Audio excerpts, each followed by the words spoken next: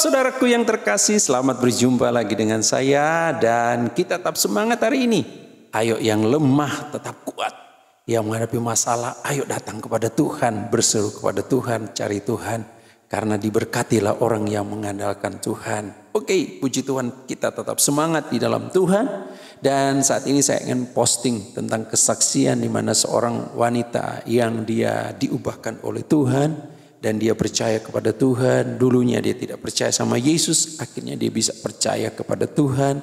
Dan dia setia sama Tuhan. Oke, tidak berlama-lama, mari kita akan saksikan videonya. Dan kiranya video ini bisa memberkati kita. Perkenalkan, nama saya Anissa Puspasari Hasibuan. Saya anak pertama dari 4 bersaudara dan saya adalah perempuan satu-satunya. Saya itu keturunan ada Acehnya, ada Arabnya, ada Bataknya, terus ada Jawanya juga ya. Tapi kayaknya kalau di saya lebih kental ke Jawanya kayaknya. Karena muka saya dibilang nggak ada Batak-Bataknya katanya. Tapi nada dan bicara saya tuh macam orang Batak gitu kan ya, campur-campur lah ya pokoknya.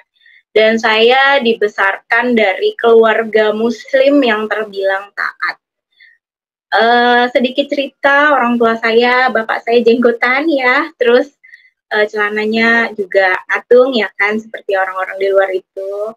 Terus ibu saya juga berjilbab, mereka juga rajin sholatnya, gitu. Dan dari kecil ya saya memang dididik sebagaimana seorang Muslim. Sholat 5 waktu dan ngaji gitu kan. Keluarga saya semuanya itu Muslim. Ada beberapa memang yang non, tapi itu keluarga jauh, bukan keluarga inti. Keluarga inti saya sendiri semuanya Muslim. Saya anak pertama dari 4 bersaudara. Saya anak pertama dari 4 bersaudara dan saya perempuan satu-satunya. Itu berat banget. Itu berat banget. Karena apa ya? Anak paling tua kali ya, berasa jadi kayak aduh beban banget gitu. Dan saya ngejalanin semuanya sebagai seorang Muslim ya, ngejalanin gimana normalnya aja sih.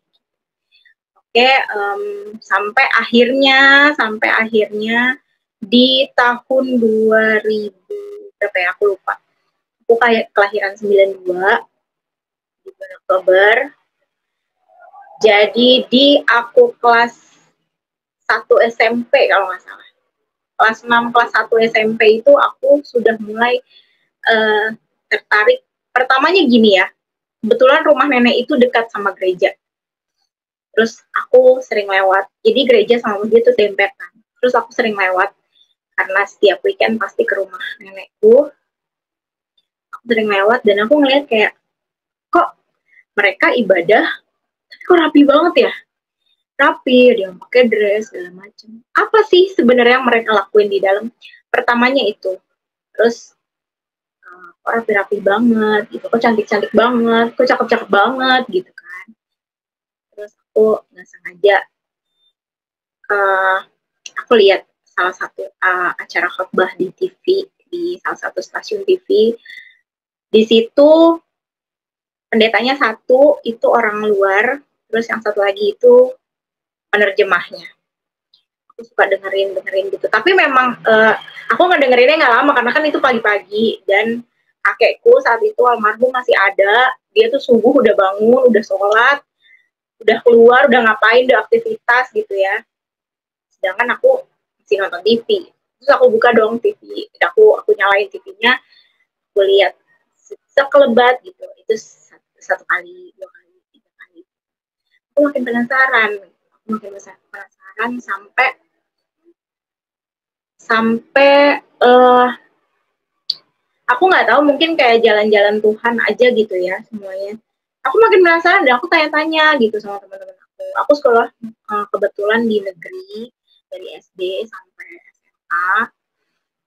Jadi teman-teman yang non Muslim itu terbilang sangat sedikit ya, mungkin nggak kayak teman-teman di swasta yang lain atau di negeri yang lain, tapi teman aku di SMP tuh sedikit banget yang non Muslim. Jadi kalau ada Kalau ada sesuatu yang aku bingung, aku tanya, eh, makna bintang di pohon Natal itu apa sih gitu. Aku suka nanya kayak gitu. Terus oh ya, karena aku merasa masih gitu, masih penasaran nih, ada apa lagi nih yang bisa aku tanyain gitu kan. Bukan saat itu bukan untuk membandingi, tapi kayak nggak tahu kenapa kayak lebih penasaran aja. Nah, jadi kayak sampai akhirnya di 2016 kebetulan nggak tahu, mungkin kayak jalan-jalannya kali ya Pak ya, aku dikenalin dengan seorang laki-laki, dia turunan Batak juga. Aku dikenalin sama dia, terus ternyata dia adalah seorang anak Tuhan gitu. Aku dari situ tanya-tanya, aku penasaran gitu kan. Sampai akhirnya aku di 2017 memutuskan untuk oke, baik. Aku convert gitu. Aku convert di tahun 2017. Beda bulan aku langsung baptis. Setelah itu jalan sampai dengan hari ini gitu. Kalau ditanya suka dukanya banyak. Apalagi dari dari serangan dari orang-orang terdekat, kayak misalnya teman-teman, saudaraku, ibuku, ayahku terutama ya. Tapi yang paling berasa sama aku tuh di pihak ayah. Kalau di pihak ibu mereka lebih ke oh ya udah, itu tanggung jawabmu, itu pilihanmu, kamu ibadah yang betul gitu kan, sesuai dengan apa yang kamu yakini sekarang, kamu ibadah yang betul, kamu jalani semuanya betul-betul gitu. Karena jangan sampai apa yang kamu pilih sekarang malah jadi kamu nggak jalanin gitu. Dan itu nantinya tanggung jawab kamu besar banget gitu kan. Segala apapun yang aku pilih pasti kan ada konsekuensinya ya. Konsekuensinya yaitu aku diomongin sama teman-temanku, diomelin sama ayah, diomelin sama ibu gitu. Tapi puji Tuhan, ibu lebih wise. Sempet sampai ayahku itu nggak terima. Tidak terima aku convert. Karena bisa dibilang ayah itu orangnya saklek gitu. Ayah A, B, A, B gitu. Ayah A, B, A, B. Jadi aku nggak bisa ganti-ganti gitu kan. Terus dari teman-temanku misalnya, mereka tuh, gue nggak percaya ya Nis, kok lu bisa kayak gini ya sekarang semenjak lo kenal sama laki-laki itu gitu. Kayaknya yang disalahin harusnya bukan laki-laki itu gitu. Kayaknya nggak pantas juga sih dia nyalahin orang lain gitu, toh juga dia nggak kenal sama laki-laki itu gitu kan. Pikir aku saat itu kayak gitu. Terus dari pihak ibuku, mereka ya sudahlah Kak, mau gimana lagi, kamu udah milih, kamu tanggung jawab. Tapi tidak sama ayahku, orang tua laki-lakiku itu mereka menentang gitu kan, apalagi sama om dan tante-tanteku yang mereka sholatnya rajin ya kan, kalau udah ngumpul tuh udah deh pokoknya ceritanya udah soal yang agamais gitu. Sedangkan aku mundur, aku nggak mau ikut campur lagi.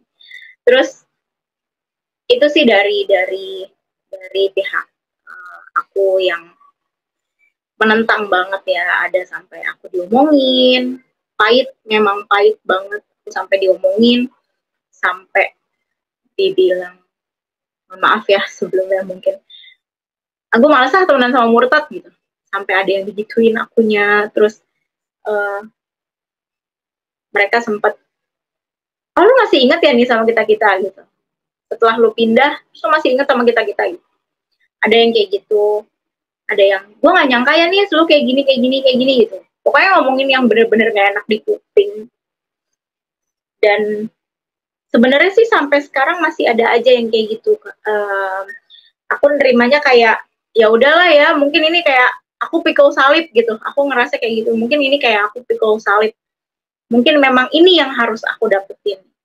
Dan itu dari jangka waktu aku pindah, dari jangka waktu aku kenal Tuhan, aku memutuskan untuk baptis sampai dengan keluarga aku tahu itu, jangka waktunya lumayan lama.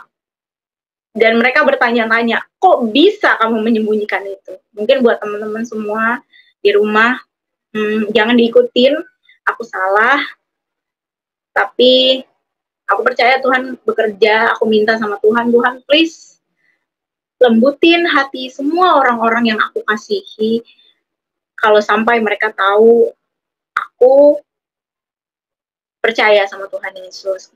Aku selalu berdoa, Tuhan tolong, jangan biarin aku khawatir, aku nggak mau khawatir terus, aku nggak mau worry terus, aku nggak mau insecure terus, aduh nanti gimana, cuma aku minta sama Tuhan, Tuhan tolong lembutin hati mereka, satu persatu, baik itu keluarga, orang tua, keluarga, teman-temanku, tetangga mungkin yang dulu kenal sama aku, please aku minta Tuhan lembutin hati mereka.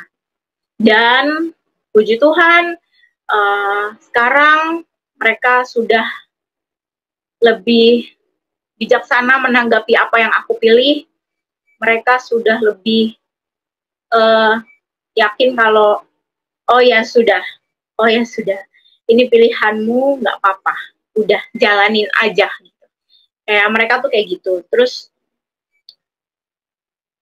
sedih sih waktu pertama di judge aneh-aneh macem-macem gitu. Sedih banget kayak ya ampun kayak gini rasanya ya. Kayak gini rasanya dihina orang, kayak gini rasanya dimaki orang. Kayak gini rasanya dikecilin sama orang. Tapi ada yang kasih aku support kayak tenang nih, senang. Tuhan tuh baik. Tuhan tuh baik. Pasti ada waktunya nanti gitu kan. Ada waktunya nanti mereka bisa nerima apa yang kamu pilih. Kebetulan untuk di gereja sekarang aku punya kakak rohani luar biasa, kakak-kakak di sana luar biasa, bapak pendeta di sana juga luar biasa buat aku. Mereka membimbing aku dengan sangat sabar pokoknya. Karena aku nih kan orangnya rada, aduh, dikit-dikit insecure, dikit-dikit worry gitu. Jadi kayak, aduh nggak tenang banget gitu. Dan mereka tenang nih, tenang. Ada Tuhan sama-sama kamu gitu. Kalau perlu apa-apa, kalau bingung apa-apa, kamu tinggal ngomong. Dan itu tadi perjalanan aku sampai kenal sama Tuhan sampai dengan hari ini, yang dimana pilihan aku ternyata sangat-sangat berat awalnya aku rasa, karena aku mempertimbangkan kedua orang tuaku, tapi aku serahkan semuanya sama Tuhan. Aku percaya Tuhan selalu ada buat aku. Bahkan kalau aku nangis pun gitu ya, aku yakin dan percaya Tuhan pasti tahu apa sebenarnya yang aku butuhin, apa sebenarnya yang aku mau. Dan Tuhan kasih, mungkin nggak sesuai sama yang Tuhan aku mau beli, misalnya aku mau beli PS gitu, ya Tuhan mungkin nggak ngasih aku PS, tapi ngasihnya aku yang lain gitu, kayak bukan ini loh yang kamu butuhin, tapi yang satunya lagi yang kamu butuhin gitu, kayak gitu. Dan itu tuh berkat Tuhan itu datang injury time. Aku saat ini sudah menikah, punya 1 orang anak, nggak ada yang mulus, nggak ada yang benar-benar mulus, semua ada lika-likunya, semua ada jatuh bangunnya. Dari aku melahirkan sesar dengan segala perjuangan aku, di situ suami aku lagi nggak kerja, dan karena aku hamil besar juga aku nggak bisa kerja gitu. Tapi Tuhan baik, Tuhan kirimin orang-orang yang bisa bantu aku gitu. Injury time, bener-bener injury time gitu, bener-bener di ujung banget nih, di ujung jurang nih aku udah mau jatuh, plek ada yang narik aku gitu. Luar biasa baik. Sedikit pengalaman aja, ada 1 hari aku sampai yang, aduh, makan apa ya besok? Bang, ada nih nasi bang, tapi gak ada lauknya, gimana kita gitu kan. Tunggu ya, tenang ya, kata suamiku. Tenang ya. Iya. Tenang, nanti aku bantu cariin, aku bantu pikirin gimana. Oke. Terus ini anakku umur 2 tahun. Ini anakku umur 2 tahun. Puji Tuhannya, Tuhan kasih aku buat bisa ngasih ASI ke anakku. Total. Jadi anakku bener-bener gak mau susu formula dan itu tertolong banget. Salah satu mukjizat Tuhan yang aduh Tuhan terima kasih sampai dengan hari ini gitu kan. Balik lagi saat itu aku gak makan dan bener-bener di tepi jurang aku tuh udah mau jatuh. Terus tahu-tahu ada keluarga ngirimin sesuatu dan akhirnya aku bisa makan sama anakku. Saat itu anak 2 tahun ya. Anak 2 tahun tuh mikirnya masih, saat itu anakku masih pengen ini, pengen itu gitu kan. Cuma aku kasih pengertian, kakak, yang ada dulu ya kita makan. Yang nggak ada nanti mami usahain cari, papi usahain cari gitu. Untungnya puji Tuhan ya, anakku mengerti. Terus apalagi ya, kayak tadi aku minta sama Tuhan, aku minta dilembutin hati kedua orang tua aku aja. Aku minta dilembutin semua orang-orang yang aku kasihi saat mereka tahu aku kenal sama Tuhan gitu kan. Dan itu terbukti semuanya mulus. Akhirnya bokap nerima, ibuku juga nerima, semuanya ya sudah gitu. Terus apalagi ya? Oh, pernah juga aku pendarahan tahun lalu aku pendarahan, aku bilang sama Tuhan kalau emang ini rezeki aku, please Tuhan lancarin jalannya, aku sehatin aku dan anak aku. Tapi Tuhan berkata lain. Tuhan bilang ini belum ada. Aku di diagnosa blighted ovum, sorenya aku udah curiga nih. Akhirnya malamnya tuh aku USG dan ternyata benar. Aku belum jalan ke rumah sakit. Besoknya tuh aku belum jalan ke rumah sakit. Jadi pas malam itu si dokternya udah diagnosa aku blighted ovum dan dia minta besok kamu ke rumah sakit ya atau kamu kesini lagi. Aduh, stres aku. Aku bilang aduh gimana ini ya kan. Biaya kuret berapa gitu. Aku masih nanya biaya kuret berapa dok gitu kan. Segini sekian gitu. Oh itu sudah sama obat, aku tanya gitu.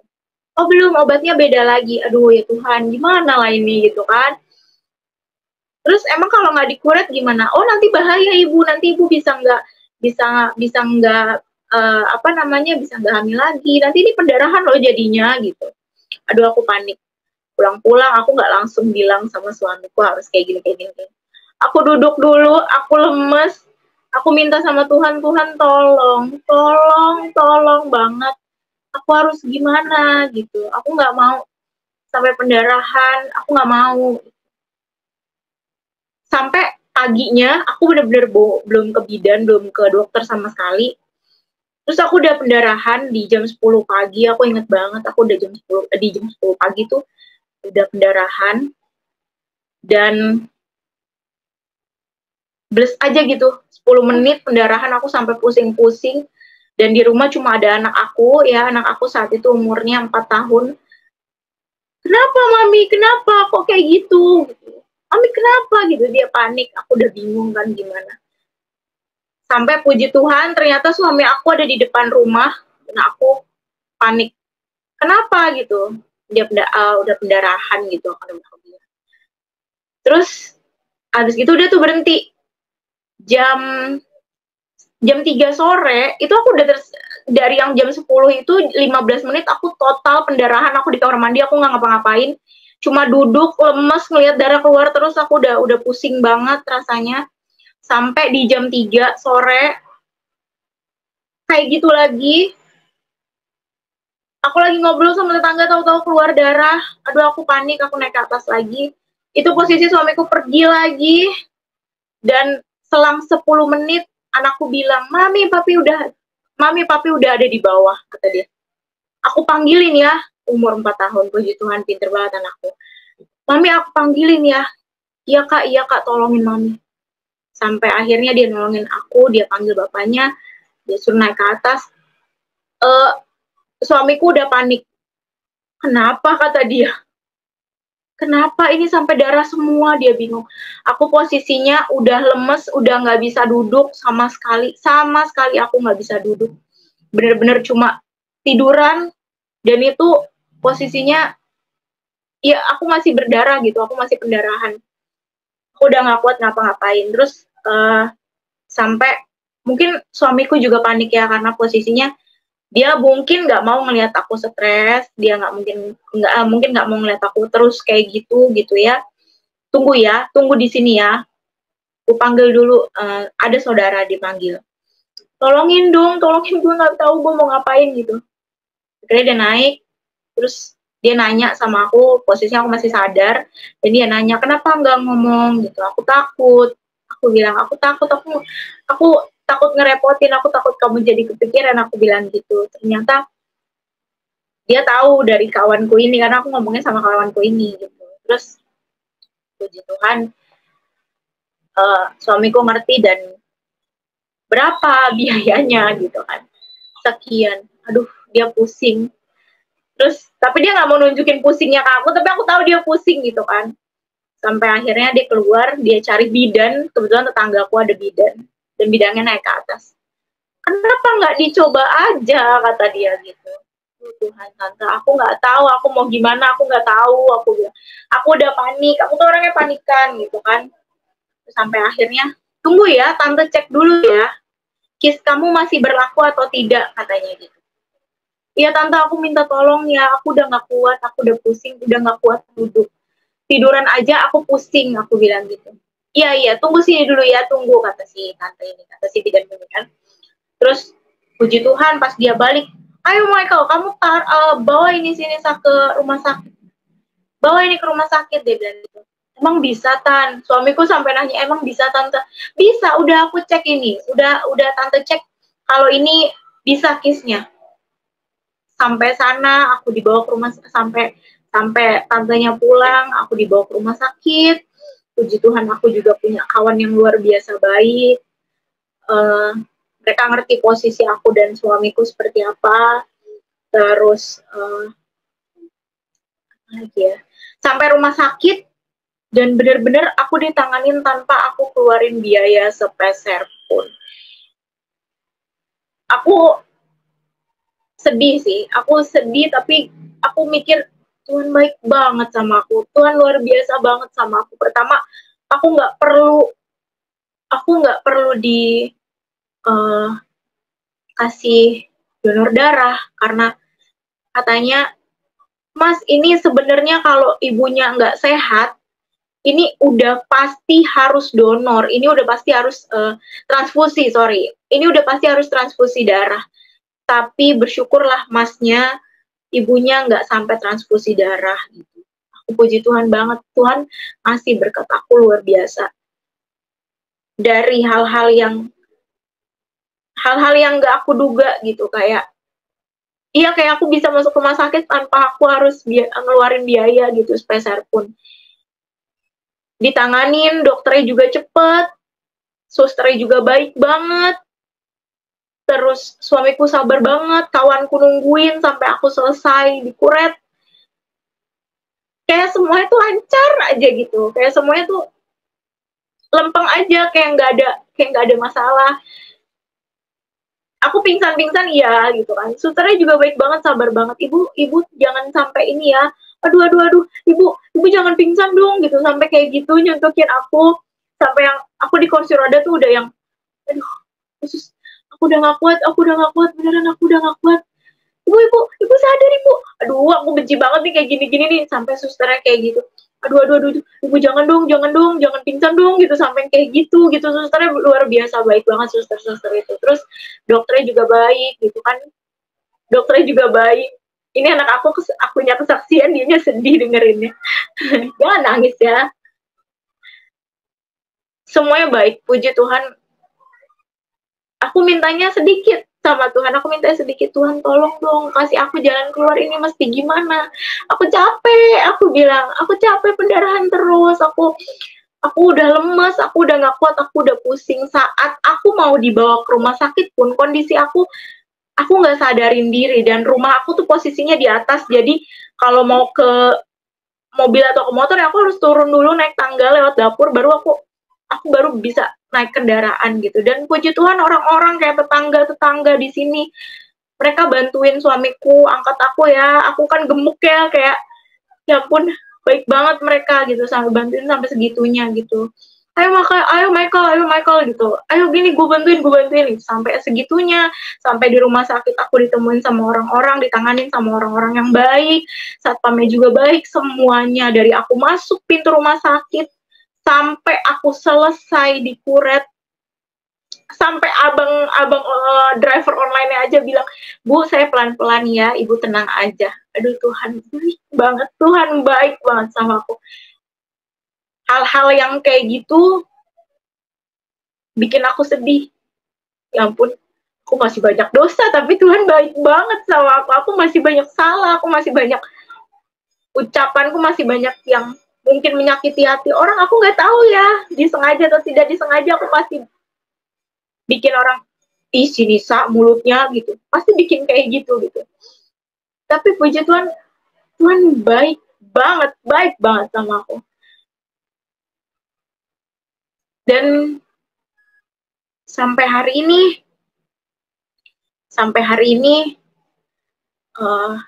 salah satu mujizat Tuhan lagi yang aku mau sharing, di balik semua yang terjadi sama aku, hina-hina, caci maki, julid-julid, orang-orang yang julid sama aku gitu kan, aku ngerasain banget kayak, oke, Nisa, kalau lo memaafkan, nanti yang baik akan kembali ke lo. Jadi kayak aku berusaha buat bisa baik sama orang. Aku yakin dan percaya kebaikan itu pasti akan kembali lagi sama diri kita masing-masing. Dan satu lagi mujizat Tuhan yang luar biasa buat aku, 2 minggu lalu aku dapat kabar ayahku masuk IGD. Sebenarnya sakitnya udah lama, jadi ceritanya dia itu tidak bisa buang air ya, dan ternyata begitu dibawa ke salah satu rumah sakit di Jakarta Pusat, itu rumah sakit tipe C, dan dia harus dipindahin ke rumah sakit tipe B. Saat itu puji Tuhan aku bersyukur prosesnya tidak begitu lama. Pengalaman ibu mertuaku, dia masuk rumah sakit sampai dia dapat kamar itu 2 hari, tapi ayahku nggak ada 2 hari, nggak ada 24 jam dia bisa masuk kamar rawat. Terus harus dipindahin lagi nih Bu ke kelas yang B. Oke, dipindahin lagi ke kelas yang B, dan puji Tuhan sekali lagi aku bilang sama Tuhan terima kasih. Prosesnya juga tidak lama sampai ayahku mendapatkan perawatan baik di sana gitu. Terus ada satu masalah di sela-sela itu. Jadi katanya dari rumah sakit B ini harus dipindahin ke rumah sakit A, rumah sakit ke kelas A. Tapi nih ambulansnya bayar nih, gimana nih gitu kan. Tapi kok curiga ya, karena si susternya bilang sekian, misalnya bilang 700 misalnya ya, 750 misalnya, terus ternyata sebenarnya nggak segitu, karena orang tua aku tuh udah curiga gitu, kok bisik-bisik ngomongnya gitu kan, yang bener yang mana gini, ini kan orang lagi kemalangan, janganlah diambil untungnya gitu, janganlah ambil senang-senang, padahal kami tuh lagi kemalangan gitu kan. Habis itu udahlah aku coba, duh Tuhan gimana ya, kebetulan adalah si salah satu orang yang bisa bantu gitu. Ternyata benar di markup sama mereka, gitu. Di markup sama mereka, tapi ya aku pikir ya nggak apa-apa, mungkin itu buat uang rokok atau uang jajan atau uang beli minum mereka gitu, kayak nggak apa-apa. Tapi ya Tuhan nunjukin ini nggak benar, ini tuh harusnya segini, bukan, ini tuh harusnya B bukan C gitu kan. Dari situ aja aku udah mulai, baik ya Tuhan ya. Nunjukin yang gak baik sama aku, diubah jadi yang baik gitu. Terus sampai di rumah sakit, ternyata tidak bisa di rumah sakit di rumah sakit A. Jadi ayahku dipindahkan lagi di salah satu rumah sakit di daerah Depok. Itu kelasnya B upgrade. Dan sekali lagi aku bilang Tuhan baik. Kenapa? Karena saat dipindahkan, besoknya ayahku sudah dioperasi. Dan puji Tuhan, 2 hari lalu ayahku sudah dioperasi, tumornya sudah diangkat. Hari ini beliau sudah bisa sadar, meskipun harus masih tetap puasa, karena masih ada yang harus dicek, harus ada yang dikontrol lagi. Tapi aku puji Tuhan banget, operasi berjalan dengan lancar, ayahku sudah sadar, sudah pelan-pelan lepas ventilator, aku udah mulai lega gitu.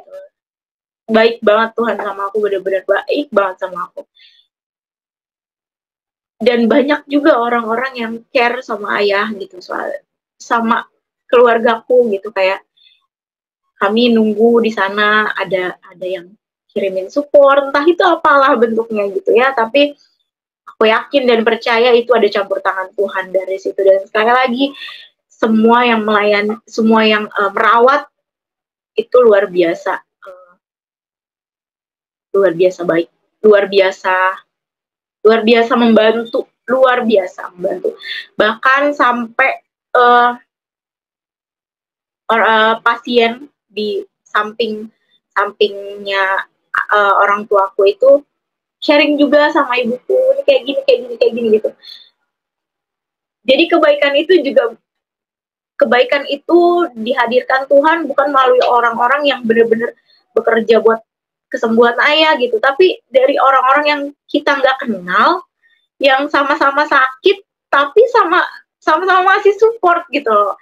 Kayak lucu ya, keren ya, Tuhan kerjanya keren banget gitu. Aku cuma bisa ya bersyukur lah Bu gitu. Ya untungnya Pak, tetangga sebelah baik banget sama ibu gitu kan. Karena ibuku ada asam uratnya juga, ya ibu dikasih minyak, jadi kaki ibu udah nggak bengkak lagi gitu. Sampai yang aduh Tuhan baik banget, Tuhan baik banget, beneran Tuhan baik banget, luar biasa. Aku mau bilang terakhir, mungkin Tuhan sebenarnya, mungkin kalau pas kita lagi diem-diem aja, kita nggak yang praise Tuhan gitu kan, kayak Tuhan tuh diem-diem aja, kayak yang Tuhan tuh nggak yang aktif gitu di kita, tapi secara tidak langsung Tuhan masih merhatiin kita kok, kan kita anak-anaknya gitu kan. Dan aku ngerasa Tuhan selalu baik sama aku sampai dengan hari ini.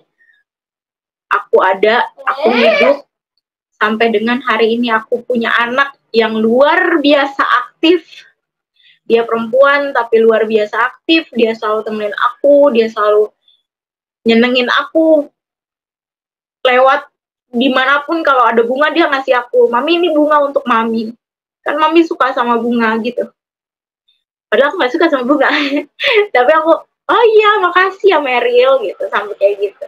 Dan sekali lagi aku sharing sama semuanya kalau Tuhan itu baik, jadi jangan kecewain Tuhan apapun bentuknya. Puji Tuhan, demikian kesaksian yang luar biasa. Kiranya dengan kesaksian ini kita semua diberkati oleh Tuhan. Ayo kita terus maju bersama dengan Tuhan Yesus, dan kiranya video ini bisa memberkati kita.